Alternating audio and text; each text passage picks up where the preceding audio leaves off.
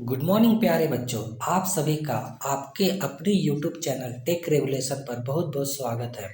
तो झारखंड बोर्ड की तरफ से जो ऑफिशियल मॉडल पेपर जारी किया गया है सत्र 2024 का क्लास 10th के बच्चों का, उसका आज हम साइंस ऑब्जेक्टिव क्वेश्चन का फुल डिटेल के साथ एक्सप्लेनेशन करने जा रहे हैं। तो चलिए बच्चों हम लोग शुरू करते हैं। शुरू करने से पहले बच्चे हम लोग एग्जाम के पैटर्न को थोड़ा सा समझने का कोशिश करते हैं कि एग्जाम का पैटर्न बोल क्या रहा है। देखिए बच्चों, इसमें क्या है ना बच्चों कि total total number of question बच्चों 52 रहेगा। ठीक है, टोटल नंबर ऑफ क्वेश्चन कितना रहेगा बच्चों 52। उसमें से मात्र बच्चों क्या रहेगा ना, तो 30 क्वेश्चन जो रहेगा बच्चों हमारा ऑब्जेक्टिव रहेगा, प्लस बच्चों बचा 22 क्वेश्चन हमारा क्या रहेगा बच्चों सब्जेक्टिव रहेगा। सब्जेक्टिव में बच्चों केवल 22 में से हमको 16 क्वेश्चन ही बनाना है। ठीक है बच्चों, तो आप लोग एग्जाम के पैटर्न को समझ चुके हैं। तो चलिए बच्चों अब आगे की ओर बढ़ते हैं। चलिए आगे बढ़ते हैं क्वेश्चन की ओर। देखिए बच्चों क्या बोल रहा है। पहला क्वेश्चन बोल रहा है बच्चों कि समतल दर्पण को क्या बोल रहा है बच्चा, समतल दर्पण की फोकस दूरी क्या होती है। तो आप लोग को पता है बच्चा कि समतल दर्पण, देखिए कोई भी दर्पण है बच्चा, ठीक है, ये समतल दर्पण, ठीक है। तो समतल दर्पण पे जब कोई किरण आती है ना, तो ये इससे टकराने के बाद, परिवर्तन के बाद देखिए ये अनंत बिंदु पे फोकसित होती है। क्या होती है बच्चे, अनंत बिंदु पे फोकसित होती है। इसका राइट आंसर हो जाएगा ऑप्शन नंबर बी, अनंत। ठीक है बच्चों, चलिए आगे की ओर क्वेश्चन की ओर हम लोग बढ़ते हैं। क्वेश्चन नंबर सेकेंड क्या बोल रहा है बच्चों, ध्यान से देखिएगा और समझने का कोशिश कीजिएगा क्वेश्चन बोल क्या रहा है। क्वेश्चन नंबर सेकेंड आपको बोल रहा है कि किसी वस्तु का अवतल दर्पण द्वारा वास्तविक उल्टा और समान आकार का प्रतिबिंब बनता है तो वस्तु की स्थिति क्या होती है, मतलब वस्तु को कहाँ रखा जाता है। तो देखिए बच्चे, जब हम लोग अवतल दर्पण की बात करते हैं ना, देखिए ये हमारा क्या है बच्चों, ये हमारा अवतल दर्पण है। ठीक है बच्चों, ये हमारा क्या है, अवतल दर्पण है। अवतल दर्पण की ये जो हमारा है, ये पोल है हमारा, ये हमारा वक्रता केंद्र है और ये हमारा फोकस है। ठीक है बच्चों, तो अवतल दर्पण में एक अक्ष के समानांतर जब कोई किरण आती इस तरह से, ठीक है, तो ये टकराने के बाद पवर्तक सतह से परिवर्तित होकर फोकस से गुजरती है। कहाँ से गुजरती है बच्चा, फोकस से गुजरती है। ठीक है, तो वस्तु को देखो अभी कहाँ पे यह रखा गया, वक्रता केंद्र पे रखा गया। अब जब कोई किरण फोकस से होकर आती है और ये पवर्तन के बाद देखिए ये जब टकराती तो एक सच के समानांतर देखिए देखिए देखिए जा रही रहती है। ये जो कट पॉइंट मिल रहा है ना बच्चों यहाँ पे, यहीं पे समान आकार का उल्टा प्रतिबिंब बनाता है अवतल दर्पण में। ठीक है, तो वस्तु की स्थिति कहाँ पे होगी बच्चों, वस्तु की स्थिति वक्रता केंद्र। जब वक्रता केंद्र पे हम लोग वस्तु को रखते हैं तो क्या होता है बच्चा, वास्तविक उल्टा और समान आकार का देखिए प्रतिबिंब बन रहा है। और कहाँ पे बन रहा है, तो वक्रता केंद्र पे ही बन रहा है। ठीक है बच्चों, तो आपको समझ में आ गया। चलिए अब आगे की ओर बढ़ते हैं। क्वेश्चन नंबर 3, निम्नलिखित में से किसमें प्रकाश सबसे तेज गति से चलता है। तो देखिए बच्चों, प्रकाश को चलने के लिए उसके माध्यम की आवश्यकता हो। ठीक है बच्चों, तो एक होता है विरल माध्यम और एक होता है सघन माध्यम। ठीक है बच्चों, इस विरल माध्यम का मतलब होता है बच्चों ना कि कोई चीज कितना हल्का है। विरल माध्यम का मतलब होता है कोई चीज कितना हल्का है। ठीक है बच्चों, विरल माध्यम का मतलब होता है कोई चीज कितना हल्का है। और एक होता है सघन माध्यम। सघन माध्यम में क्या होता है बच्चों ना कि कोई चीज कितना गाढ़ा है। ठीक है, कोई चीज कितना गाढ़ा है। ठीक है बच्चों, तो देखिए जो चीज जितना हल्का होगा बच्चा, प्रकाश के माध्यम, प्रकाश की जो लाइट है उसमें बहुत गति तेज से चलेगी। ठीक है बच्चों, तो आप लोग समझ गए मैं क्या बोलना चाह रहा हूँ। ठीक है बच्चों, इसमें देखिए ऑप्शन में क्या है, तेल, पानी, वायु और एक है कागज। तो आपको पता है बच्चा कि वायु में जो है ना, निर्वात की अपेक्षा प्रकाश क्या है ना, तेज गति से चलेगी। इसका राइट आंसर हो जाएगा बच्चों ऑप्शन नंबर सी। ठीक है बच्चों, आपको यहाँ तक समझ में आ गया। अगर बच्चों ऑप्शन रहता निर्वात, तो निर्वात मतलब जहाँ पे वायु नहीं है तो उसमें राइट आंसर हो जाता निर्वात, लेकिन यहाँ पे आपका ऑप्शन क्या है, वायु होगा बच्चों। ठीक है, तो चलिए हम लोग आगे की ओर बढ़ते हैं।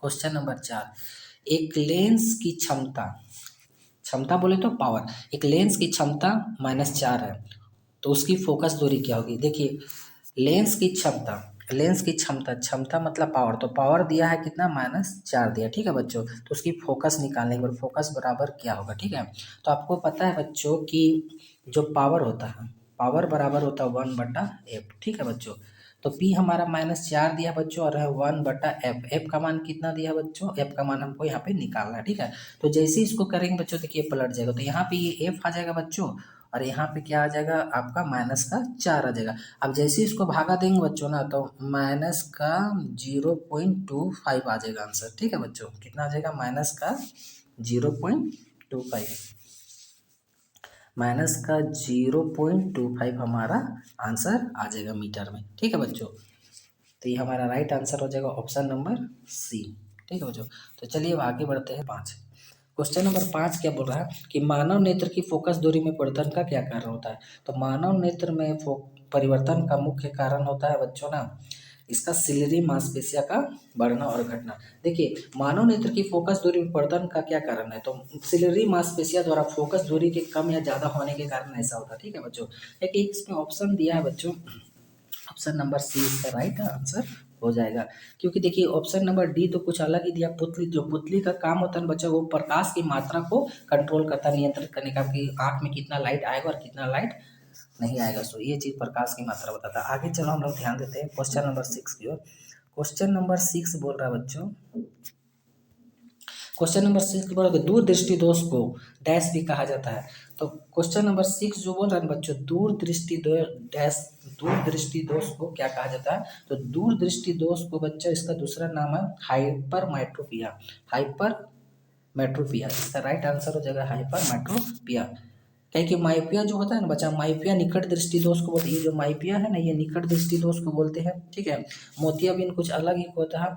और ये क्या लिखा प्रेस बायोपिया, ये जरा दृष्टि दोष, ये जो है ना प्रेस बायोपिया जरा दृष्टि दोष है। ठीक है बच्चा, और मोतियाबिंद तो आप लोग पता है बच्चों आँख में छाले पड़ जाते हैं। ठीक है, तो इसका राइट आंसर हो जाएगा हाइपरमेट्रोपिया। क्वेश्चन नंबर 7 की ओर हम लोग चलते हैं बच्चों। क्वेश्चन नंबर 7 क्या बोल रहा है ना कि प्रतिरोध का एसआई मात्रक क्या होता है। प्रतिरोध का एसआई मात्रक क्या होता है, तो देखिए पहला ऑप्शन दे रहा वोल्ट, तो वोल्ट तो होगा नहीं क्योंकि ये विभवांतर का वोल्ट जो होता है बच्चों ये होगा नहीं क्योंकि ये किसका एसआई मात्रक विभवांतर का। फेराइडे जो है बच्चा विद्युत धारिता का एसआई मात्रक है, तो फेराइडे भी होगा नहीं। एम्पियर जो बच्चा ये भी होगा नहीं क्योंकि ये विद्युत, एम्पियर क्या है विद्युत धारा का एसआई मात्रक है। ओम इसका राइट आंसर हो जाएगा बच्चों। ओम क्या है ना कि प्रतिरोध का एसआई मात्रक होता है, तो इसका राइट आंसर हो जाएगा ओम। ठीक है बच्चों, क्वेश्चन नंबर 8 की ओर चलते हैं। देखिए क्वेश्चन नंबर 8 क्या बोल रहा है ना कि टंगस्टन का उपयोग निम्नलिखित में से किसमें किया जाता है। ठीक है बच्चों, टंगस्टन का उपयोग निम्नलिखित में से किस में किया जाता है, तो इसका ए नंबर होता है धातु निष्कर्षण में, बिजली के बल्ब में, कुचालक में, वस्त्र निर्माण में। तो इसका राइट आंसर हो जाएगा बच्चों बिजली के बल्ब में। टंगस्टन जो होता है ना बच्चा, टंगस्टन ये देखिए जो बल्ब का फिलामेंट होता है ना, बल्ब का फिलामेंट ये टंगस्टन का बना होता है। ठीक है, तो इसका राइट आंसर क्या हो जाएगा बच्चों बिजली के बल्ब। तो बिजली के बल्ब में क्या होता है टंगस्टन का प्रयोग होता है। चलिए क्वेश्चन नंबर 9 की ओर हम लोग चलते हैं। ठीक है, क्वेश्चन नंबर 9 क्या बोल रहा है बच्चों कि चुंबकीय क्षेत्र रेखाएं निकलती है। चुंबकीय क्षेत्र रेखाएं निकलती है तो कैसे निकलती है, देखिए तो चुंबकीय क्षेत्र रेखाएं जो निकलती है बच्चों इसका राइट आंसर होगा उत्तरी ध्रुव से। क्या होगा उत्तरी ध्रुव, ऑप्शन नंबर बी। ठीक है बच्चों, ऑप्शन नंबर बी उत्तरी ध्रुव। अब होगा कैसे इसको थोड़ा सा समझने का हम लोग कोशिश करते हैं। देखिए चुंबक के ना दो पोल होते हैं, चुंबक के क्या होते हैं बच्चा दो पोल होते हैं। ठीक है, चुंबक के कितने पोल होते हैं दो पोल, एक पोल होता है नॉर्थ पोल और एक पोल होता है साउथ पोल। तो देखिए क्या होता है ना कि इसमें जो चुंबकीय क्षेत्र रेखा निकलती है इस टाइप से निकलती है, नॉर्थ पोल से निकलती है साउथ की ओर, फिर ऐसे ऐसे ऐसे जाती है। ठीक है बच्चों, फिर ये क्या करें नॉर्थ पोल से निकलेगी और कैसे जाएगी बच्चों साउथ की ओर जाएगी। ठीक है, तो फिर ऐसे ऐसे आपस में जाएगी। इस तरह से ये क्या करती है बच्चों चुंबकीय क्षेत्र रेखाएं निकलती है। आपको समझ में आ गया बच्चों कि कैसे बन रही है। ठीक है, चलिए आगे की ओर हम लोग बढ़ते हैं।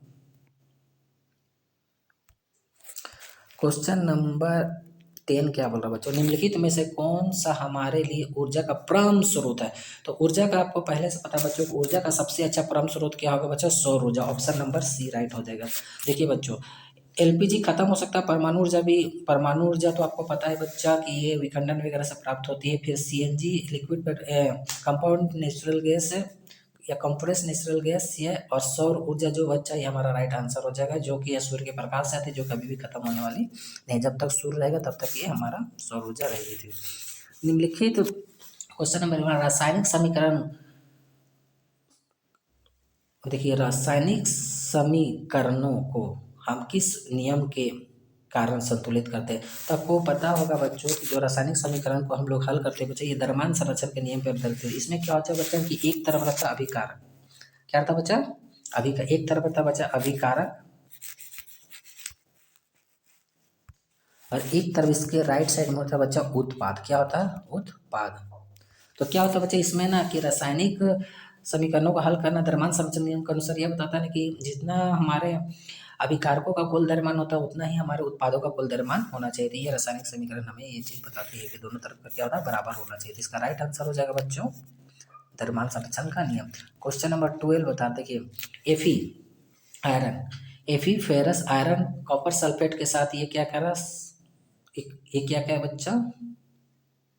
संयोग करके कॉपर को अलग कर रहा बच्चों और फेरस सल्फेट एक साथ मिल जा रहा। ठीक है बच्चों, तो ये किसका उदाहरण पूछा? किस प्रकार का विज्ञान? एफीएसओ4 डैश Cu प्लस एफीएसओ4 किस प्रकार का अभिक्रिया? तो इसमें देखिए बच्चों क्या हो रहा है ना कि एक ताकतवर ने एक कमजोर को उसके जगह से विस्थापित कर दे रहा। ठीक है बच्चों, देखिए आयरन है बच्चों और एक कॉपर सल्फेट है। तो इसमें क्या कर रहा है बच्चों ना कि आयरन जो कॉपर को विस्थापित कर दे रहा। ठीक है, और एफी खुद सल्फेट के साथ एफीएसओ4 बना दे रहा। तो ये एक प्रकार का क्या है बच्चों ना? विस्थापन अभिक्रिया का उदाहरण है। ये एक प्रकार का क्या है बच्चों? विस्थापन अभिक्रिया का। संयोजन अभिक्रिया में क्या होता है बच्चों की एक पदार्थ दो पदार्थ टूट के एक नए पदार्थ बनाता है, और वियोजन अभिक्रिया में क्या होता है बच्चों ना कि एक पदार्थ टूट जाता है दो या दो से अधिक पदार्थ में। और विस्थापन ये बच्चों क्या करें? देखिए यहाँ पे विस्थापित कर दे रहा, द्विस्थापन में दो बार विस्थापित करेगा। ठीक है, दो जगह पे। तो इसका राइट आंसर हो जाएगा बच्चों ऑप्शन नंबर सी विस्थापन। चलिए हम लोग आगे की ओर बढ़ते हैं। क्वेश्चन नंबर 13 देखिए क्या बोल रहा है? H प्लस आयन की सांद्रता किस पदार्थ में सबसे अधिक होगी? तो देखिए यहाँ पे दिया है बच्चा एक जठर रस दिया है, एक नींबू रस दिया है, एक शुद्ध जल दिया है, एक milk of magnesium. MgOH whole twice दिया है, ये बच्चा MgOH होल ट्वाइस दिया है। ठीक है, जो कि आपको पता है बच्चे ये क्या है? क्षारक है, प्रबल क्षारक है। शुद्ध जल बच्चा ये क्या है? तेरा न्यूटर है, उदासीन है। ये क्या है? न्यूटर है, न्यूटर है, ये उदासीन है बच्चों। ठीक है, उदासीन है ये शुद्ध जल। इसका पीएच वैल्यू लगभग 7 होता है। इस नींबू का रस, नींबू का रस का पीएच वैल्यू 2.2 होता है, और जठर रस का पीएच वैल्यू 1.2 होता है। तो इसमें से देखिए बोल रहे हैं कि आयन की सांद्रता H प्लस आयन, तो H प्लस आयन कौन देता है बच्चा? अम्ल देता है। अम्ल में ही सबसे अच्छा कौन इसमें अधिक हो जाएगा? तो जठर रस 1.2 सही हो जाएगा। इसका ऑप्शन नंबर ए सही हो जाएगा। ठीक है बच्चा, आपको समझ में आ गया। चलिए आगे बढ़ते हैं। क्वेश्चन नंबर 14 क्या बोल रहा है कि पदार्थ ABCD का पीएच मान क्रमशः 5, 8, 10, 13 है। उपरोक्त में कौन पदार्थ अम्ल है? तो आपको पता होता है बच्चों की जिसका पीएच वैल्यू, देखिए जिसका पीएच वैल्यू 7 होता है। ठीक है, जिसका पीएच वैल्यू क्या होता है बच्चों? 7। तो एक 7 होगा, एक 7 से ज़्यादा होगा और एक 7 से कम होगा। तो 7 से जितने भी ज़्यादा हो गए वो सब क्या कहलाएंगे बच्चों? क्षार कहलाएंगे। ठीक है, और 7 से जितने भी कम होंगे वो क्या कहलाएंगे बच्चों? अम्ल कहलाएंगे। ठीक है, क्या कहलाएंगे बच्चों? अम्ल कहलाएंगे। ठीक है, तो 7 में, और 7 में एग्जैक्ट 7 में बच्चों क्या होगा ना? उदासीन होगा, ना तो ये क्षार ना तो अम्ल, ये उदासीन न्यूट्रल कहलाएगा। ठीक है बच्चों, तो पहला 5 दिया, तो 5 किसका हो जाएगा बच्चों? देखिए 5 जो बता रहा है ए में, तो इसका राइट आंसर ये हो जाएगा क्योंकि ये 7 से कम है। ठीक है बच्चों, 8 तो ज़्यादा हो गया 7 से, तो ये क्षार कहलाएगा। 10 भी क्षार और 13 भी क्षार। तो आपको ये चीज़ समझ में आ गई। चलिए आगे बढ़ते हैं। निम्नलिखित में से किस लवण का उपयोग सोडा अम्ल अग्निशामक में किया जाता है? तो आपको पता है बच्चा कि जो हमारा सोडियम हाइड्रोजन कार्बोनेट होता है। ठीक है, सोडियम हाइड्रोजन कार्बोनेट, इसका प्रयोग हम लोग क्या ना अग्निशामक में किया जाता है। अग्निशामक मतलब आग बुझाने में किया जाता है। ठीक है बच्चों, तो आपको इसका आंसर समझ में आ चुका है। ठीक है, क्वेश्चन नंबर हम लोग 16 की ओर आगे बढ़ते हैं बच्चों। क्वेश्चन नंबर 16 क्या बोल रहा? देखिए निम्नलिखित में से कौन उभयधर्मी ऑक्साइड है? तो ये तो बहुत ही इजी क्वेश्चन हो गया। उभयधर्मी ऑक्साइड का उदाहरण पूछ रहा है, तो इसमें से क्या हो जाएगा? Al2O3 हो जाएगा। ठीक है, एल्युमिनियम ऑक्साइड। इसका राइट आंसर क्या हो जाएगा बताओ? Aluminium oxide. चलिए आगे बढ़ते हैं। क्वेश्चन नंबर 17 बोल रहा है बच्चों के दिए गए तत्व के इलेक्ट्रॉनिक विन्यास में कौन उत्कृष्ट गैस का इलेक्ट्रॉनिक विन्यास है? उत्कृष्ट गैस यहाँ पे नोबेल गैस की बात की जा रही है। ठीक है बच्चों, तो नोबेल गैस जो होती है ना बच्चों, वो क्या होगी? हमारी नोबेल गैस जिसका लास्ट सेल क्या होगी? कंप्लीट होना चाहिए। ठीक है, लास्ट सेल क्या होना चाहिए बच्चों? कंप्लीट होना चाहिए। आपको पता है बच्चों को जो इसका कक्ष होती है K, L, M और N, 2, 8, 18 और 32 में टूटती है। ठीक है, 2, 8, 18 और 32 में टूटती है। लेकिन इसमें क्या होता है, एम केस में मैक्सिमम 8 रख सकते हैं, इसमें भी हम लोग 8 रख सकते हैं। ठीक है बच्चा, तो मैक्सिमम 8 जिसमें कंप्लीट है बच्चों, लास्ट सेल पे वही हमारा क्या होगी, अक्रिय गैस हो जाएगी। ठीक है, तो इसका इलेक्ट्रॉनिक कॉम्प्लिकेशन इस टाइप से टूटता है बच्चों। तो इसका राइट आंसर देखिए पूरा कंप्लीट किसमें, 2, 8 ऑप्शन नंबर सी इसका राइट आंसर हो जाएगा। चलिए आगे बढ़ते हैं बच्चों लोग। निम्नलिखित में से कौन असंतृप्त हाइड्रोजन कार्बोनेट है, सॉरी हाइड्रोकार्बोनेट है। निम्नलिखित में से कौन असंतृप्त हाइड्रोकार्बन है, हाइड्रोकार्बन, क्वेश्चन नंबर 18। तो इसका देखिए हाइड्रोकार्बन हो जाएगा बच्चों C2H2। क्या हो जाएगा इसका राइट आंसर, C2H2। ठीक है, C2H2 हाइड असंतुलित बोरान बच्चों। तो यहाँ पे ध्यान दीजिएगा ना कि क्या होगा ना कि एल्केन तो होगा ना, एल्कीन और एल्कलाइन जो होती है ना बच्चों, वही हमारा क्या होती है, असंतृप्त होती है। तो आपको समझ में आ चुका है। चलिए आगे बढ़ते हैं। क्वेश्चन नंबर 19 देखिए बच्चों क्या बोल रहा है। ठीक है, क्वेश्चन नंबर 19 क्या बोल रहा है, देखिए HCHO में कौन